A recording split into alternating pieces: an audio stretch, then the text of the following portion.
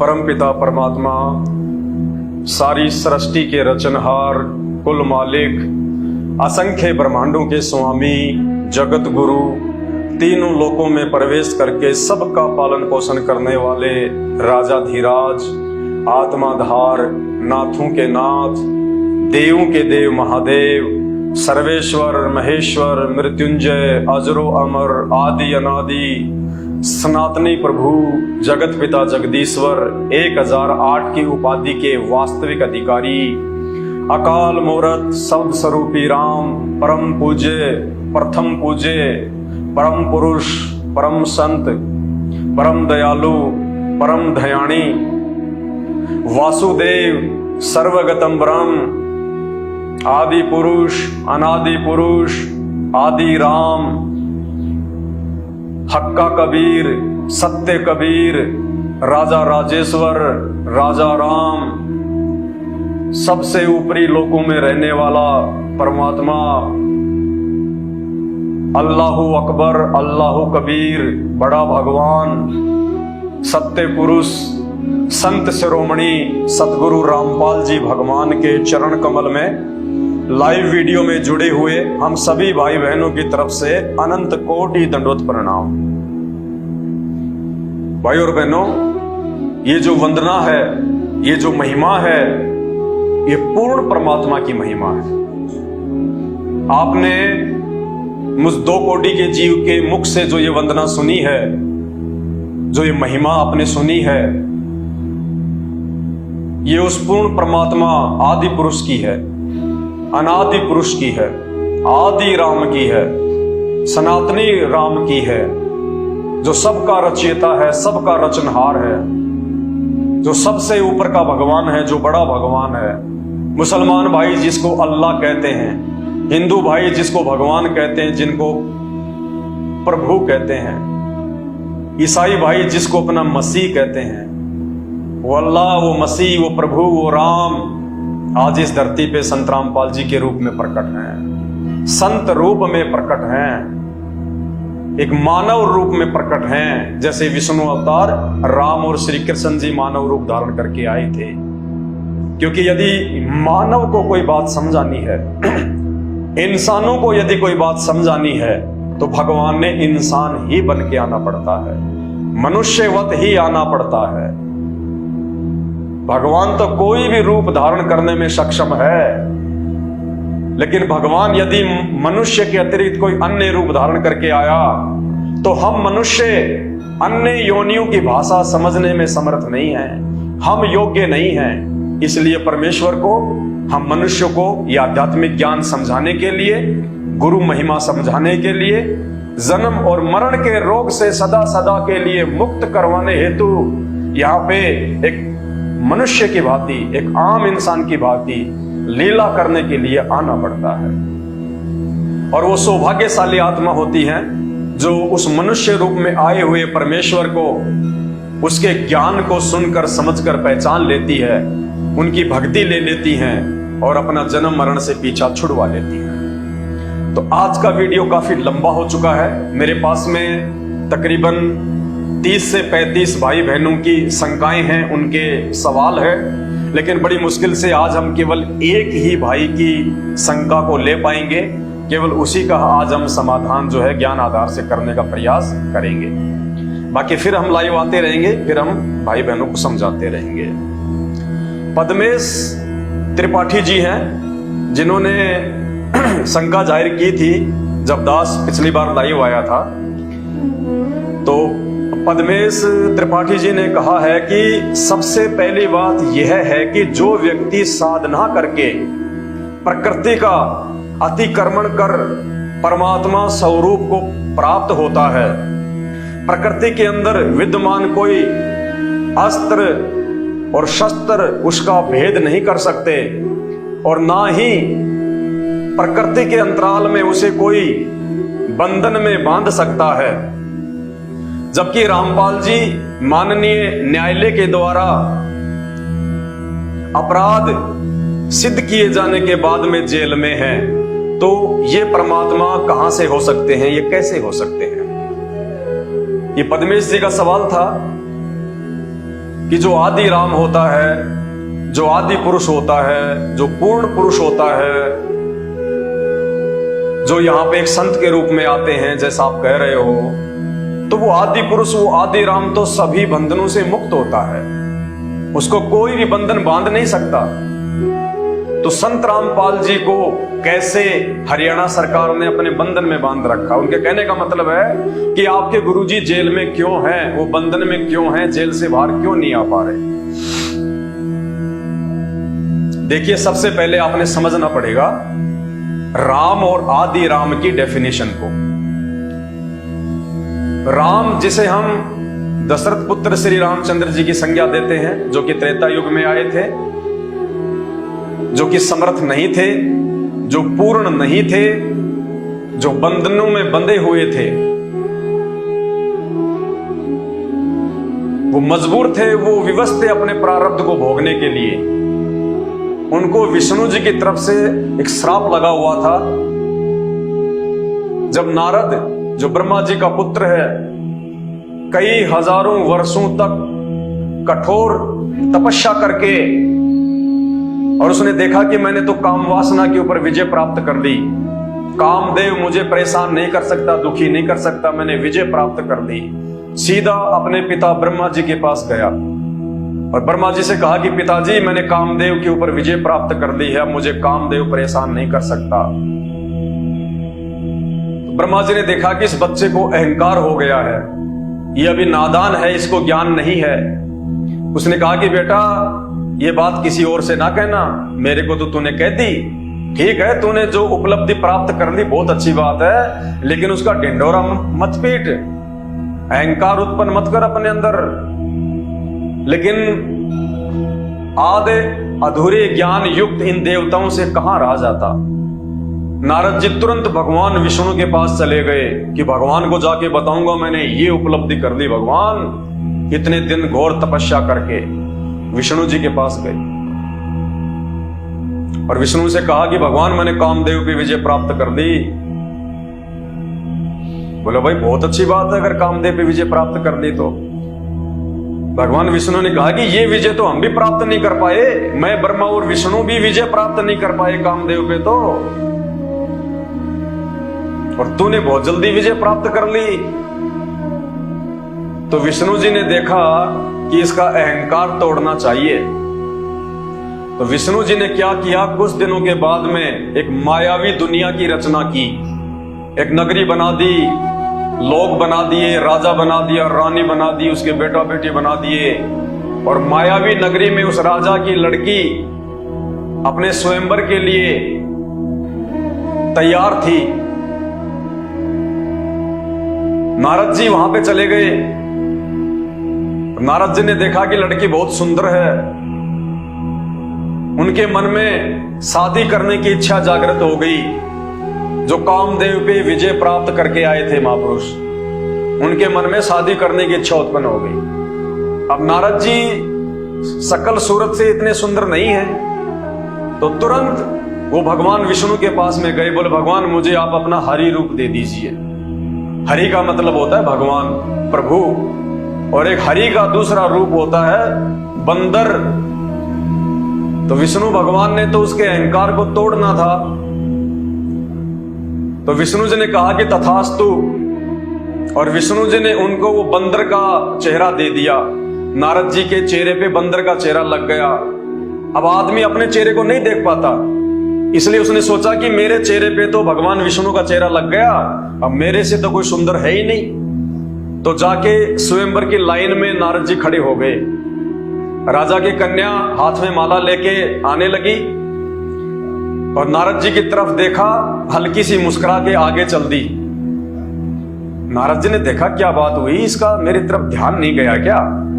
तो नारद जी 2-4 कदम आगे बढ़ के एक राजा के आगे फिर खड़े हो गए लाइन में कि हो सकता है इस कन्या का ध्यान नहीं आया मेरी तरफ। कन्या फिर पहुंची नारद जी के पास में, फिर उसकी मुंह की तरफ देख के हंसी और आगे चल दी। नारद जी ने देखा, लगता है लड़की को कोई धोखा लग गया, मेरे से बड़ा सुंदर तो है ही नहीं कोई। फिर अगली लाइन में जाके लग गए, वहां भी लड़की ने उसको रिजेक्ट कर दिया। फिर किसी पास में खड़े हुए राजा ने बताया कि जाके पहले बाल्टी में जो पानी से भरी हुई हो, पहले जाके अपना चेहरा देख, आ गया स्वयंवर के लिए। तो नारद जी ने जाके अपना मुंह देखा तो उनको बड़ा गुस्सा आया, और उसी समय नारद जी ने भगवान विष्णु को श्राप दिया कि जिस प्रकार आज एक स्त्री के वियोग में मैं दुखी हूं, उसी प्रकार तुम भी एक जन्म एक जीवन अपनी स्त्री के वियोग में भोगोगे, तुम भी मेरी तरह इसी प्रकार दुखी रहोगे। वो नारद जी का श्राप एक देवता का श्राप है, और जिसको हम भगवान कहते हैं, जिसको हम सृष्टि का रचनहार कहते हैं, उस विष्णु को लग गया। और वो विष्णु अगर आदि राम है, वो अगर आदि पुरुष हैं, तो आदि पुरुष को तो कभी किसी का श्राप नहीं लगता। देश के राष्ट्रपति के ऊपर कोई श्राप काम नहीं करता, कोई मुकदमा नहीं लगता राष्ट्रपति के ऊपर। बाकी नीचे लगता है लोगों के ऊपर, उनको जेल भी होती है, लेकिन राष्ट्रपति देश का प्रथम नागरिक होता है। जब तक वो राष्ट्रपति की कुर्सी पे होता है, उसके ऊपर कोई मुकदमा काम नहीं करता, कोई एफआईआर काम नहीं करती। तो श्री विष्णु यदि आदि राम है, आदि पुरुष हैं, तो एक देवता का, एक छोटा सा देवता नारद, उसका श्राप कैसे लग गया। और उस श्राप को भोगने के लिए श्री रामचंद्र जी को त्रेता युग में राम रूप में राजा दशरथ के घर में जन्म लेना पड़ा, अवतार रूप में। और नियति के अनुसार, वो प्रारब्ध के अनुसार उनको वो श्राप भोगने के लिए शादी के उपरांत सीता और लक्ष्मण के साथ वनवास में जाना पड़ा 14 वर्ष के लिए। और वहां से रावण ने सीता का अपहरण किया, रावण सीता को लंका में लेके गया। अब इस भाई के सवाल पे आता हूं मैं कि संत रामपाल जी यदि आदि पुरुष है, परमात्मा है, भगवान है, तो बंधन में क्यों? अब पता चलेगा आपको राम कौन है, आदि राम कौन है, बंधन में कौन है और बंधन से मुक्त कौन है। जब राम रावण का युद्ध हुआ और जब रावण ने राम की समुचित सेना को नाग फांस में बांध दिया, सर्पों ने, नागों ने श्री रामचंद्र जी सहित, लक्ष्मण सहित, हनुमान जी सहित, जामवंत सहित, अंगद सहित, सुग्रीव सहित जितने बड़े बड़े योद्धा उनके साथ में गए थे, कंप्लीट सेना को सर्पों ने लपेटा मार लिया, लपेटा। यूं सीधे हाथ हो गए जैसे हम लोग जन गण मन अधिनायक के समय सीधे हाथ करके खड़े हो जाते हैं। ऐसे श्री राम, श्री लक्ष्मण, हनुमान, जामवंत, सुग्रीव, अंगद, पूरी की पूरी वानर सेना को, श्री रामचंद्र जी की सेना को नाग फांस में बांध लिया। उन सर्पों ने बंधन में बांध लिया। आप जिनको आदि राम कहते हैं, आप जिनको आदि पुरुष कहते हैं, आप जिनको सृष्टि का रचयिता कहते हैं, और वो श्री राम अपने बंधन नहीं काट पाए, वो श्री राम बंधन मुक्त नहीं हो पाए अपनी शक्ति से, ना हनुमान जी अपने बल से और अपने शौर्य से नागों से मुक्त हो पाए, सर्पों से मुक्त हो पाए। सब ने असमर्थता जाहिर कर दी, सबकी शक्ति का पता चला वहां पे। फिर क्या किया श्री रामचंद्र जी ने? अपने वाहन गरुड़ पक्षी को पुकारा। गरुड़ ने आके अपनी नुकीली चोंच से और भगवान श्री राम को, जिनको सृष्टि का रचयिता कहते हैं, जिनको बंधन मुक्त कहते हैं, उस श्री राम को और उनकी पूरी सेना को और हनुमान जी को और लक्ष्मण को एक पक्षी ने, एक जानवर ने, जो कि उनकी सवारी थी, उनका वाहन था, उस गरुड़ ने श्री रामचंद्र जी को मुक्त किया। श्री रामचंद्र जी अपनी आध्यात्मिक शक्ति से, अपनी सिद्धि से, अपने मंत्रों से, अपनी भक्ति से, अपने पावर से बंधन मुक्त नहीं हो पाए। और सूक्ष्म वेद में 5वां जो वेद है, जो कबीर परमात्मा ने आके दिया, क्योंकि इन 4 वेदों में कंप्लीट ज्ञान नहीं है भक्ति का, पांचवें वेद में कंप्लीट ज्ञान है, जिसको सूक्ष्म वेद कहा जाता है, संत भाषा में जिसको कबीर सागर कहा जाता है। उस पांचवें वेद में फिर परमात्मा ने बताया इनके विषय में कि बंधन काटे विपत्ति में और कठिन कियो संग्राम, यानी वो लड़ाई राम और रावण की वो कठिन हो गई थी, वो संग्राम कठिन हो गया था, क्योंकि नागफास में रावण ने पूरी सेना को बांध दिया था। और फिर उस बंधन, उस विपत्ति में वो बंधन आके किसने काटे? गरुड़ ने। तो कहते रहे, हे जीव आत्माओं, कुछ विचार करो, ये कहां तक के भगवान है, कहां तक इनमें शक्ति है। कहते बंधन काटे उस विपत्ति में और कठिन कियो संग्राम, और चीनो रे नर प्राणियों, वो गरुड़ बड़ो या राम। ये कुछ विचार करो, चीनो, कि तुम्हारा भगवान श्री राम बड़ा हुआ या फिर वो गरुड़ बड़ा हुआ जिसने तुम्हारे श्री राम के भी बंधन काटे।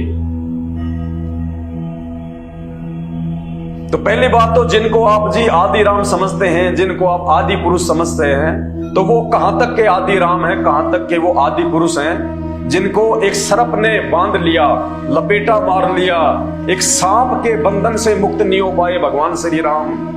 तो विचार कीजिए, उनकी भक्ति से आज हमारे जन्म मरण का बंधन कहां से कटेगा, हमारा जन्म मरण का रोग कहां से कटेगा, वे हमारी पीड़ा को कैसे हरेंगे जो खुद की पीड़ा को नहीं हर पाए। तो वो श्री राम बड़े या फिर वो गरुड़ बड़ा, ये खुद विचार करो। परमात्मा ने बुद्धि दी है, मानव शरीर दिया है, वो भगवान कहां से हो गए? ये असमर्थता है श्री रामचंद्र जी की, हनुमान जी की, लक्ष्मण जी की। अब हम आते हैं आपके सवाल के जवाब पे। फिर संत रामपाल जी बंधन में क्यों हैं? संत रामपाल जी बंधन में नहीं है। संत रामपाल जी पूरी दुनिया को बंधन मुक्त करने के लिए लीलामयी बंधन में है।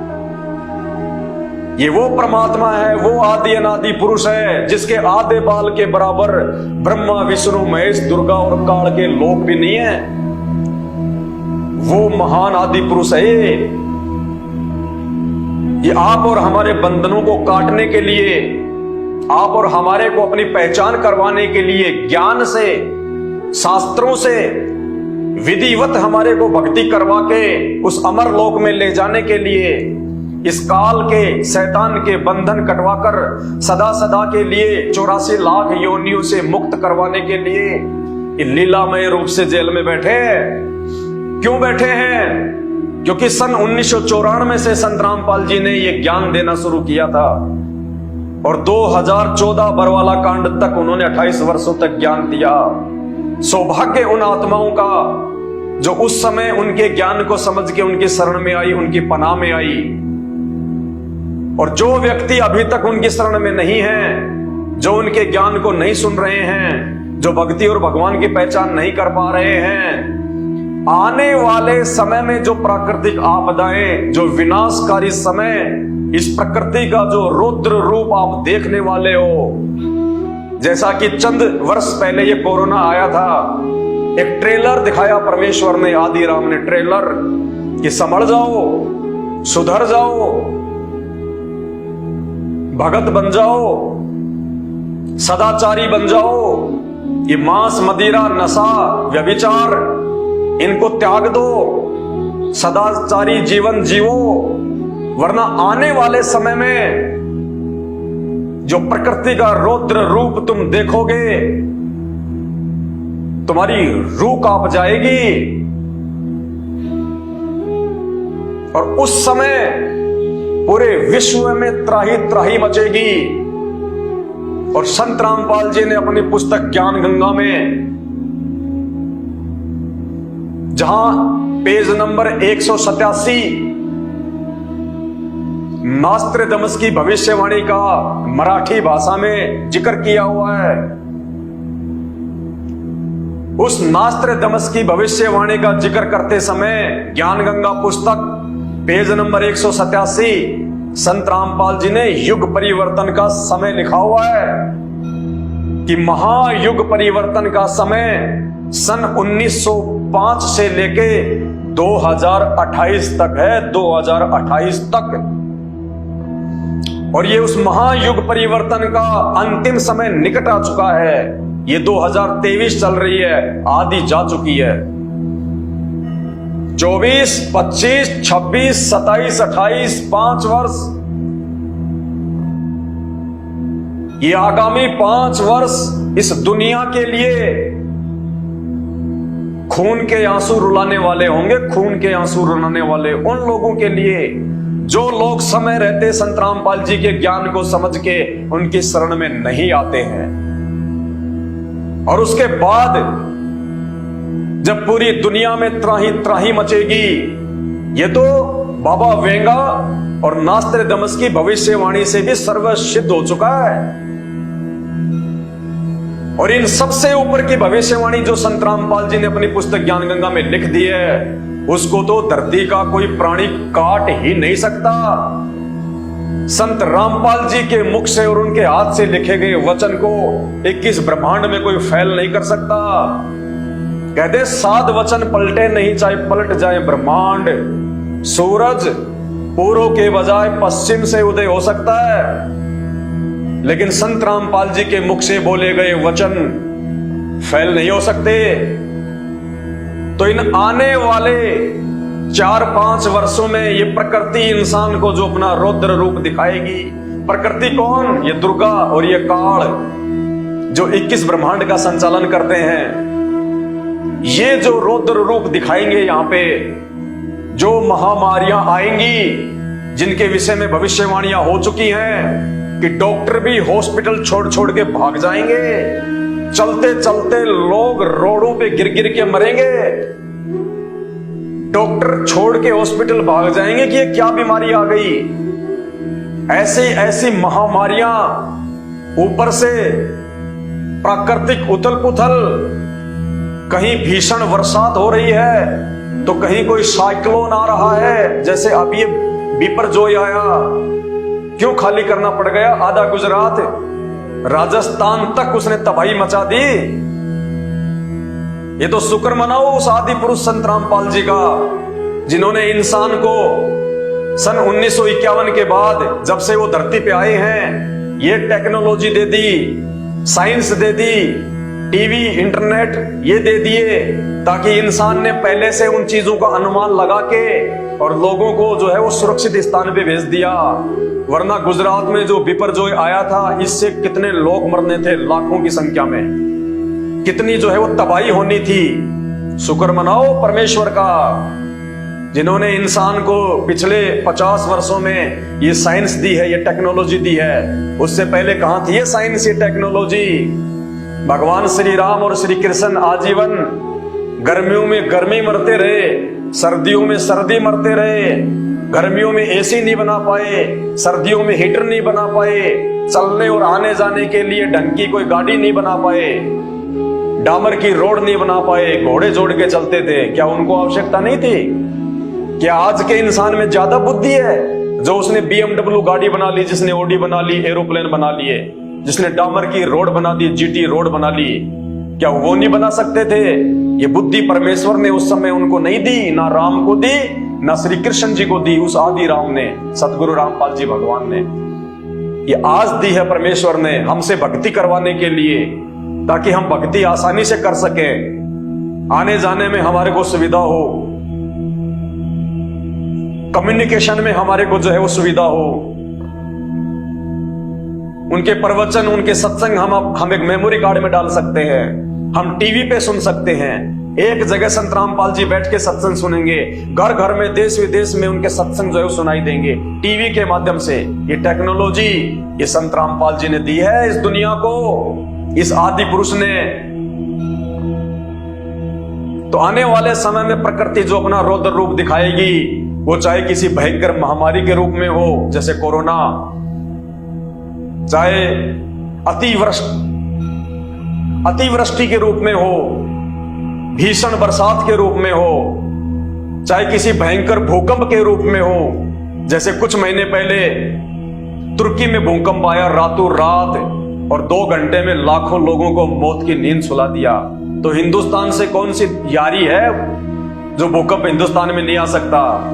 ये ट्रेलर दिया परमात्मा ने हिंदुस्तान की आत्माओं को। सौभाग्य हमारा जो परमात्मा हिंदुस्तान में आए हुए हैं कि सुधर जाओ, वरना तुम्हारा भी यही हाल होगा वर्तमान में। और जो विश्व युद्ध की छाया जो पूरे विश्व के ऊपर जो मंडरा रही है, फूड क्राइसिस आएगा, दाने दाने को लोग तरसेंगे, दाने दाने को। जय गुरुदेव पंथ के प्रवर्तक संत तुलसीदास ने, जब तक उनके पास में आध्यात्मिक शक्ति थी, पावर थी, बाद में तो वो भी जो है भुगत भुगत के मरे। उनको भी पूरे शरीर पे, हाथ पे उनके कोड हो गया था जब उनकी भक्ति समाप्त हो गई, क्योंकि वो गुरु अधिकारी नहीं थे, मनमुखी रूप से वो गुरु बन रहे थे राधा स्वामी इस पद से निकल के। और जब उनकी भक्ति लोगों को आशीर्वाद दे दे के समाप्त हो गई, अंत में उनकी भी दुर्गति से मौत हुई है। लेकिन जब तक उनके पास में भक्ति थी, उनके पुण्य थे, तब तक उनका जो कनेक्शन था वो काम जो है वो कर रहा था। तो श्री तुलसीदास जी ने भविष्यवाणियां की हुई है कि आने वाले दिनों में ऐसा समय आएगा, ये 2028 से पहले पहले बोरा भर के पैसों का ले जाओगे, 1 किलो आटा भी नहीं ले पाओगे। और ऐसा फूड क्राइसिस आएगा, गंदी नाली में अगर रोटी का टुकड़ा पड़ा हुआ मिल जाएगा तो लोग सोचेंगे उठा के खा लो, वरना शाम तक जीवित नहीं रहेंगे। ये न्यूक्लियर बम, एटम बम, ये मिसाइलें, ये होली दिवाली पे मनोरंजन के लिए नहीं बना रखी अमेरिका ने, चाइना ने, रसिया ने। और आजकल तो एक एक न्यूक्लियर मिसाइल, एक एक एटम बम, परमाणु बम इतने खतरनाक हैं, एक बम पूरे देश के लिए पर्याप्त है। और रसिया इस समय कितना जो है वो रसिया कितना वो नजदीक बैठा हुआ है न्यूक्लियर छोड़ने के। और भविष्यवाणी हो रखी है, चाइना, अमेरिका और रसिया 90% ये देश आपस में लड़ झगड़ के नष्ट हो जाएंगे, 90%। और 10% जो आत्मा जो बचेंगी इन देशों में, उनको भारत अपनी शरण देगा। आम आदमी अपने और अपने परिवार की जान के लिए ऊपर हाथ करके रोएगा इन देवी देवताओं से, ब्रह्मा विष्णु महेश से। मुसलमान अपने अल्लाह से अरदास करेंगे, लेकिन ना तो वो मुसलमानों का अल्लाह वो शैतान आएगा बचाने, ना ब्रह्मा विष्णु महेश, और ना ही हिंदुओं का अल्लाह वो काल आएगा बचाने। जो कोरोना में नहीं आ पाया, जो शुरुआत में नहीं आ पाया, वो भीषण समय में कहां आएगा। उस समय जब ये देश के राजनेता भी अपनी जान के लिए दर दर की ठोकरें खाते फिरेंगे, उस समय ये संत रामपाल जी पूरी दुनिया में एकमात्र बचाव का साधन दिखाई देंगे। जिनको आप कह रहे हो ना कि वो बंधन में बंद हैं, हिसार जेल में बैठे हैं बंधन में, वो आपको आज बंधनों में दिखाई देने वाला वो बंधन मुक्त परमात्मा, वो अविनाशी परमेश्वर उस समय दुनिया को दिखाई देगा कि हां, अब यदि धरती पे कहीं कोई बचाव का माध्यम है। क्योंकि जब आप उस भीषण समय में, उस भीषण परिस्थिति में, वो डरावने समय में, जब आप संत रामपाल जी के भक्तों को देखेंगे कि ये कौन सी मिट्टी के बने हुए हैं, ना इन पे कोई मिसाइल काम कर रही, ना इनके मकानों पे कोई एटम बम काम कर रहा, और इस भयंकर फूड क्राइसिस के समय में जहां हम लोग दाने दाने के लिए रो रहे हैं, तरस रहे हैं, और ये खुद भी खा रहे हैं, लोगों को भी खिचड़ी चावल बना बना के खिला रहे हैं, इनके घर में कहां से आ रहा है। तो संत रामपाल जी ने अपने प्रवचनों में अपने भक्तों को आशीर्वाद दे रखा है कि जो मेरे इन नियमों में रह के आजीवन मेरी भक्ति करेगा, आने वाले समय में अगर तुम्हारे घर में एक दाना भी अगर होगा, एक दाना गेहूं का, सुबह वो पीपा, वो मटका, वो गेहूं से भरा हुआ मिलेगा, भरा हुआ। ये वो समर्थ परमात्मा है। सतगुरु जो चावे सो कर दे, भरम पड़ो मत कोई, और सेव धड़ पर शीश चढ़ाया, पीछे करी रसोई। ये वो समर्थ परमेश्वर है। दुनिया देखेगी फिर इनके भक्तों के आधार से कि तुम्हारा गुरु कौन है। तुमने भक्ति किसकी की है, तुम्हारे ऊपर किस महापुरुष का हाथ है, तब इस दुनिया को पता चलेगा। जब इनके आज ही ये तथाकथित धर्मगुरु और ये 33 करोड़ देवी देवता ब्रह्मा विष्णु महेश दुर्गा और काल भी ऊपर हाथ खड़े कर लेंगे कि यजमानो अब हमारे बस की बात नहीं है, अब बात हमारे हाथ से निकल चुकी है। ये जितने भी धर्मगुरु हैं ये सब छोड़ छाड़ के आश्रम भाग जाएंगे, बंकरों में छुप जाएंगे ये नेता लोग। वो समय आएगा आने वाले समय में, इन 5 वर्षों में, ये मैं अपनी तरफ से नहीं बोल रहा, ये भविष्य वक्ताओं की भविष्यवाणियां हैं जो आए दिन ये टीवी चैनल वाले अपने चैनलों पे चलाते रहते हैं। दुनिया भर के यूट्यूबर अपने यूट्यूब पे वीडियो के माध्यम से तुम्हें जागरूक जो है वो करते रहते हैं। उस समय एक संत रामपाल जी का नाम निकल के आएगा इस दुनिया में कि अगर इस पूरे विश्व को कोई बचा सकता है और भारत को यदि कोई बचा सकता है, भारतवासियों को यदि कोई बचा सकता है, तो केवल एक परम शक्ति है जिसके ऊपर ना दुनिया का कोई एटम बम काम करता, ना कोई न्यूक्लियर बम काम करता, ना कोई मिसाइल काम करती, सब निष्क्रिय। और ये वो समर्थ शक्ति है, ये वो समर्थ भगवान है, वो परमात्मा है, वो आदि अनादि पुरुष है जो अपने हाथ अगर यूं कर दे सूरज रुक जाएगा वहीं पे सूरज, और वो प्रतीक्षा करेगा कि हे प्रभु जब आप आदेश देंगे तब आगे बढ़ूंगा। इस भारत देश के ऊपर अगर न्यूक्लियर अटैक होना होगा उस समय संत रामपाल जी अपना हाथ यदि यूं कर देंगे वो आसमान में खड़ा खड़ा मंडराएगा वो न्यूक्लियर बम कि कहां जाके गिरूं। अरे बिपरजॉय क्या, बिपरजॉय का बाप भी अगर आ जाए, सातों समुद्र भी अगर एक साथ अगर उठ के अगर भारत देश की तरफ यदि तबाही मचाने की सोचें और संत रामपाल जी यदि अपने हाथ से यूं कर देंगे वो समुद्र वहीं का वहीं अपनी लहरों समेत ऐसे जाम हो जाएगा जैसे पानी से जो है वो बर्फ बन जाती है। ये वो परम शक्ति है, पहचानो। ये 2 घंटे से थूक बिलोने में मुझे कोई आनंद नहीं आ रहा, तुम्हारी तरफ से मुझे कोई पैसा नहीं मिल रहा, मुझे कोई पेंशन नहीं मिल रही है ये बातें बताने की, लेकिन तुम्हारे भविष्य के लिए बता रहा हूं। तुम जो अनजान हो अभी भक्ति और भगवान से, तत्वदर्शी संत से, सत्संगों से अनजान हो तुम। अभी तक इन नकली धर्मगुरुओं ने केवल आपको भिलनी और राम की, सुदामा और श्री कृष्ण जी की मीठी मीठी कहानियों में उलझाया है। उन्होंने आपको वो कथाएं नहीं सुनाई जो काम वो परमात्मा किया करता है, जो मुर्दे को जिंदा करता है, जो कोडी को काया देता है, बांझ को पुत्र देता है, जो निर्धन को माया देता है। उस समय भारत देश के राजनेता, जो भी उस समय देश का प्रधानमंत्री होगा या राष्ट्रपति होगा, जिनको आप बंधन युक्त कह रहे हो कि जेल में क्यों बैठे हैं, बंधनों में क्यों बंधे हुए हैं, उस आदि पुरुष को, उस परम पुरुष को, उस परम धनी को, उस तत्वदर्शी संत को जो एकमात्र विश्व का जनक है, ब्रह्मा विष्णु महेश 33 करोड़ देवी देवता दुर्गा और काल जिनके पैर के नाखून के बराबर नहीं है, उस आदि परम पुरुष को उस समय भारत देश का जो प्रधानमंत्री होगा, जो राष्ट्रपति होगा, वो हिसार जेल में जाके घुटने टेक के नाक रगड़ रगड़ के अपने कंधों पे बैठा के लाएगा। इस बात को नोट कर लेना, अगर पेन और डायरी हो तो नोट कर लेना, या इस वीडियो की ये कटिंग किसी सुरक्षित जगह पे सेव कर लेना अपने मोबाइल में। उससे पहले संत रामपाल जी जेल से बाहर नहीं आने वाले, वो अपनी मर्जी के मालिक हैं। लीला परमात्मा जैसी करें, जो मर्जी करें, ये संतों की अपनी मर्जी होती है, लेकिन उनके जेल से बाहर आने का एकमात्र रास्ता यही है